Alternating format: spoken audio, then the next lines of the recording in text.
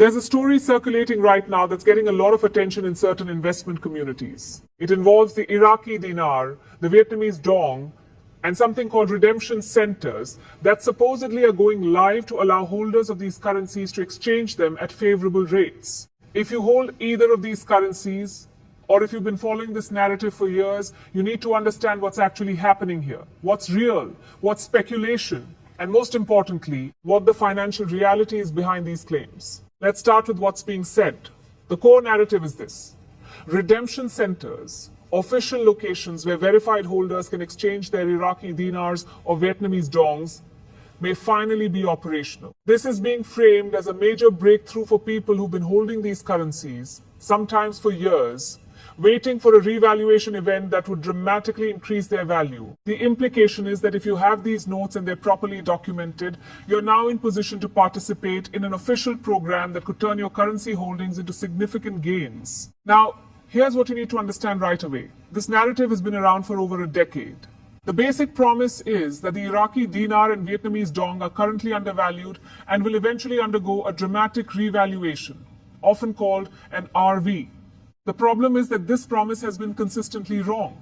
The dinar has been trading at roughly the same rate for years. The dong has actually experienced gradual depreciation over time, not appreciation. So when you hear about redemption centers going live, the first question you should ask is, redemption at what rate? This is where the entire story starts to unravel under scrutiny.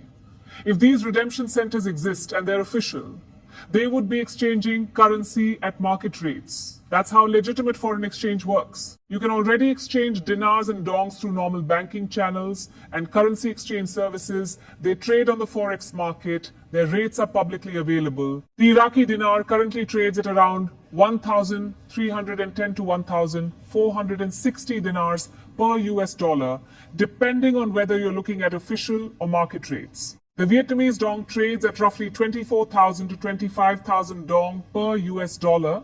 These rates have been relatively stable, and there's no indication from any central bank, government source, or international financial institution that a massive revaluation is imminent. So, what's actually being discussed when people talk about redemption centers? Here's where it gets important to separate fact from speculation. There are legitimate currency exchange programs that exist in various forms. Iraq has undergone currency reforms in the past. Vietnam has monetary policy considerations related to its currency. But the idea that there are secret or semi-secret redemption centers offering rates dramatically different from market rates doesn't align with how modern central banking or foreign exchange markets operate. Let's talk about why this matters from a market perspective. Currency values don't change through private redemption programs. They change through central bank policy, economic fundamentals, and market forces. If Iraq or Vietnam were planning a significant currency revaluation, it would be announced through official channels. It would involve their central banks. It would be reported by Reuters, Bloomberg, the Financial Times. International investors would react. The forex market would move. None of that is happening. What you're seeing instead is a narrative that exists primarily in online communities, YouTube channels, and private investment groups. It's been going on for so long that it's developed its own vocabulary and ecosystem. Terms like verified holders, authenticated notes, phased rollouts, and redemption appointments are used constantly, but they don't appear in any official government communications or mainstream financial reporting. That's a significant red flag. Now, let's address the practical advice being given within this narrative, because it actually reveals a lot about the underlying concerns. Holders are being told to organize their notes, verify authenticity, maintain documentation, and avoid scams. This is interesting because it acknowledges a real problem: fraud. When you have people holding large quantities of physical foreign currency hoping for a revaluation, that creates a target-rich environment for scammers. And scams have been rampant in this space. There have been documented cases of fraudulent dinar dealers selling counterfeit notes. There have been schemes where people were promised access to special exchange rates if they paid fees up front. There have been fake appointment systems and bogus redemption programs. Law enforcement agencies in multiple countries have issued warnings about dinar and dong investment schemes. The Better Business Bureau, the FBI, and various state securities regulators have all flagged this as an area of concern. So when the advice is to verify your notes and avoid scams, that's actually the most useful part of this entire narrative. If you hold these currencies, you should absolutely verify they're authentic. But here's the thing. You verify them through legitimate banking channels and currency authentication services, not through private redemption centers or online gurus. Let's zoom out and look at the economic fundamentals, because this is where the story really matters for anyone trying to understand currency markets. Iraq's economy is heavily dependent on oil exports. The dinar's value is closely tied to oil revenues and the government's fiscal position. Iraq has faced significant challenges: political instability, infrastructure needs, corruption issues, and the ongoing process of rebuilding after years of conflict. These factors don't support a scenario where the dinar suddenly revalues upward by orders of magnitude.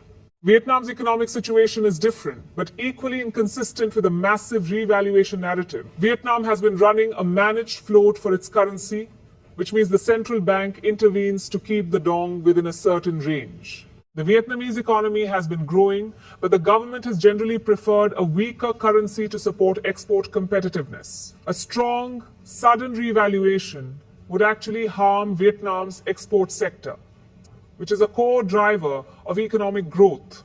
It doesn't make policy sense. Here's another layer most people miss. If you look at central bank reserves and monetary policy in both countries, there's no setup for a dramatic revaluation. A revaluation means you're changing the exchange rate to make your currency worth more relative to other currencies.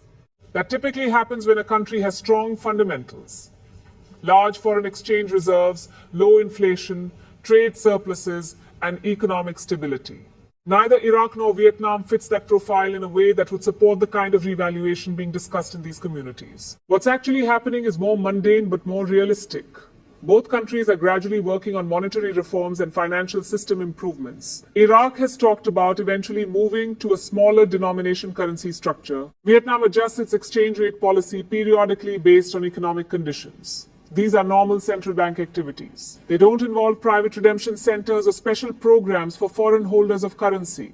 Now, there's a psychological element here that's worth understanding. People who've been holding these currencies for years have a strong incentive to believe the narrative. It's called sunk cost fallacy. If you've invested thousands of dollars into dinars or dongs, and you've been waiting for a decade, it's emotionally difficult to accept that the investment premise was flawed. So when new information comes out, even if it's vague or unverified, it gets interpreted as confirmation that the wait is almost over. This is why the narrative keeps evolving. When the revaluation doesn't happen, the explanation shifts to it's happening behind the scenes, or it's a phased rollout, or redemption centers are live, but access is limited. The goalposts keep moving, but the fundamental promise never materializes.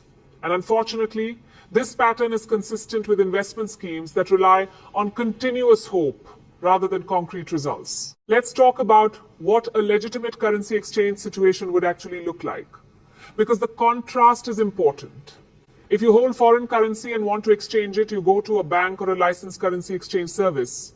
They give you the current market rate minus a spread or fee. That's it. There's no verification process beyond standard anti-money laundering checks. There's no special documentation required beyond normal identification. There's no waiting for redemption centers to go live. If a country were actually planning a significant currency reform that would benefit foreign holders, here's what you'd see: official announcements from the central bank, coverage in international financial media, coordination with international institutions like the IMF or World Bank, advance notice to allow markets to adjust, and clear procedures published through official government channels. None of that is present in the current dinar or dong narrative. What you see instead are vague references to sources close to central banks, unnamed reports, and speculation presented as fact. The information comes from websites and channels dedicated specifically to the RV narrative, not from Reuters, Bloomberg, or official government sources. That's a critical distinction. Here's where this starts to matter for broader financial literacy. The dinar and dong situation is actually a case study in how speculative narratives can persist despite contradictory evidence. It shows how communities can develop around a financial thesis, reinforce that thesis through selective information sharing, and continue to believe even when objective indicators suggest otherwise. This happens in other markets too. You see it in certain cryptocurrency projects. You see it in penny stocks. You see it in any investment where the promise is large returns with limited downside. The warning signs are similar across all these situations. Promises of inside information, emphasis on being early or verified, vague timelines that keep extending, lack of mainstream financial coverage, and most importantly, a disconnect between the narrative and verifiable facts. Now, let's address what someone holding these currencies should actually do, because that's a legitimate question. If you have dinars or dongs and you want to exit the position, you can do that through normal currency exchange channels. You'll get market rates. You'll take a loss if you bought at a premium from currency dealers who are selling the revaluation story, but you can convert back to dollars or your local currency. If you want to hold them as actual currency speculation, that's your choice. But understand it as a traditional forex position. The dinar might appreciate slightly if Iraq's economy improves and oil revenues increase. The dong might fluctuate based on Vietnam's economic performance and central bank policy. These would be normal currency movements, not revaluations. And they come with real risk, including the possibility of depreciation. What you shouldn't do is base financial decisions on the belief that redemption centers with special rates are coming online. That's not supported by credible evidence. It's not how currency markets work, and it's not consistent with the actual monetary policies of Iraq or Vietnam. There's also a broader lesson here about due diligence and information sources. When you're evaluating any investment or financial claim, you need to ask, where is this information coming from? Can I verify it through independent sources? Does it align with how these systems actually work? Are there credible experts or institutions saying the same thing? In the case of dinar and dong revaluation, the answers to those questions all point in the same direction. The people promoting this narrative have a vested interest. Some sell currency and make money on the spread. Some run websites that generate ad revenue from traffic. Some charge for newsletters or insider information. That doesn't mean they're all deliberately deceptive, but it does mean they're incentivized to keep the story going. The mainstream financial media, which has no such incentive, has been consistently skeptical or dismissive of RV claims. Here's what you should watch for if you want to understand actual developments in these currencies. Monitor official central bank announcements from the Central Bank of Iraq and the State Bank of Vietnam. Follow reporting from established international financial news sources. Pay attention to IMF reports and assessments. Look at forex market data for actual exchange rate movements. These are the signals that matter. YouTube videos claiming redemption centers are live are not reliable indicators. The risk here isn't just financial. It's also an opportunity cost. If someone has been holding dinars for 10 years waiting for a revaluation, that's capital that could have been invested in assets that actually grew. The S&P 500 has more than tripled over the past decade. Real estate has appreciated in most markets. Even holding cash in a savings account would have been better than holding a depreciating foreign currency bought at a premium. The real loss isn't just what you spent on the currency. It's what you could have earned if that money was invested differently. So where does this leave us? The narrative about redemption centers for dinars and dongs is not supported by credible evidence. It's part of a long-running speculative story that has consistently failed to materialize. The advice to verify notes and avoid scams is sound, but it doesn't validate the underlying revaluation thesis. If you hold these currencies, you should understand them as they actually are. Foreign currency that trades at market rates, not lottery tickets waiting for a payout event. The pattern here is worth remembering because it applies beyond just this specific situation. Any time you encounter an investment narrative that promises large returns, operates outside mainstream financial systems, relies on inside information, and has been about to happen for years, approach with extreme caution. That's not healthy skepticism. That's basic financial prudence. Real currency revaluations do happen occasionally. They're announced, they're documented, they're part of official policy changes. They don't require special redemption centers or insider access. If Iraq or Vietnam implement significant monetary policy changes, you'll read about it in the Financial Times, not in a YouTube video telling you to organize your notes and prepare for appointments. The bottom line is this: protect your capital, understand how currency markets actually function, and base decisions on verifiable information from credible sources. The redemption center story doesn't meet that standard, and after more than a decade of unfulfilled promises, the burden of proof is on those making the claims, not on skeptics to disprove them. That's how rational analysis works. That's how you protect yourself in financial markets. And that's why stories like this deserve scrutiny, not blind faith.